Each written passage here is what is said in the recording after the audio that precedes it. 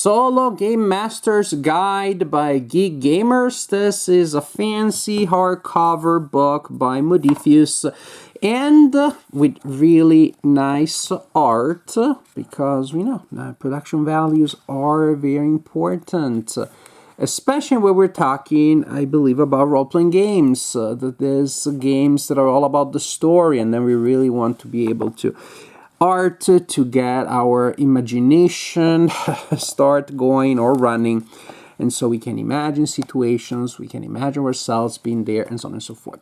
So production value, this is a really nice volume, I can tell you that already. It is a game that lets you be your own game master. Or does it? Basically, because of the title, I had a certain expectation about what this book was going to be about and what it was going to teach you to do. That turned out to be incorrect, which is why I want to put this preface there to tell you this is not what I expected, which is why after reading the book, I don't think I'll use it, but it may be what you want, and so it may work for you. So I'm going to describe it, tell you why it doesn't work for me, but that's what it means. It doesn't mean it's bad. It means, well, that's not the kind of way in which I like to play solo games. What happened here?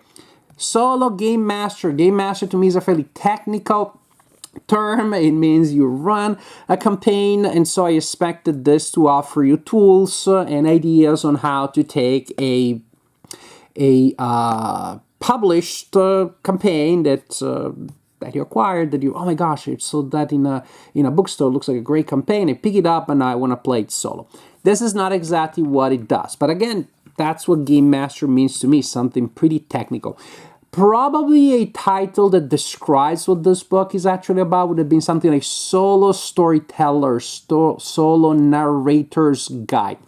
Because indeed, a lot of the rulebook is how to create a solo story without even using a system, just creating your own story, come up with pirates, with zombies and aliens, and that's booyah. And you start creating the story, you start telling the story, and that's the way it works. Again, I'm not super interested in that. Incidentally, again, if you're a writer, if you want to write stories, this actually will work possibly equally well, if not even better, than if you're trying to run the Mines of Phandelver on your own, which I thought, again, this you were gonna able to pick up a Pathfinder campaign and play. Not quite, not exactly. So the first part of the book, again, really is how to create a story, with little difference to me from the way it is described from I'm creating a story because I want to publish it and write it, or creating a story because I want to listen to it and enjoy it in my head. So there is a general introduction about solo RPGing, which again really is just more like a general introduction to storytelling. And then rules and how to use them, and it can be pretty summarizing like don't. It's like don't start without a rule set. So there you go. Do not create a character early on. I think that's probably the mantra that is throughout the book. Do not start your solo adventure by creating a character, but create a world. Create a random location, read a literature, and find a scene, open a random book at a random page, and turn it into a scene that seems interesting to you. And then after that, choose a rule set that may work for you, which again means you would have your own library of different rule sets, and after you create that, it's going to be about pirates that turn into aliens, pirate alien abduction. Then I'll look for a rule book that matches that. And then there is a section about Dungeons and Dragons, which feels a little bit almost like, well, they had to put it there. It doesn't feel like it's the most organically added to the thing. Because again, the general idea is how you create a story, how to start from a scene, start from a setting, create a scene, then create a character, then develop it from there, how to develop the story. Again, what I'm trying to tell is that this whole section is really a loose a way of teaching people how to create a narrative of any kind, which then again you can turn into an adventure that then you can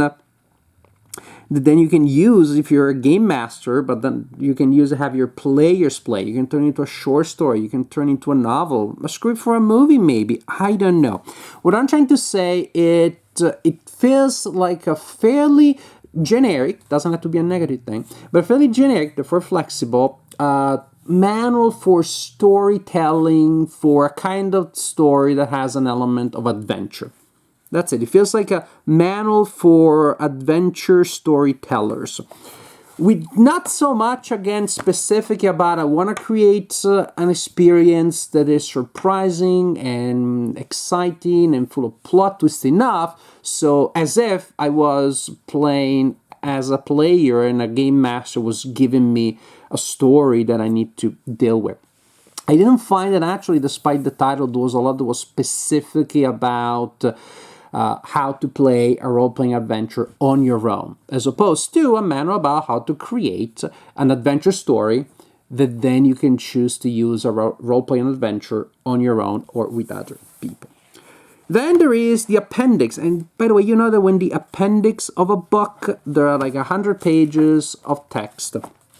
And the appendix is about 70 pages. Well, you know that's more, I believe, than an appendix. Is really a third of the book, more than a third.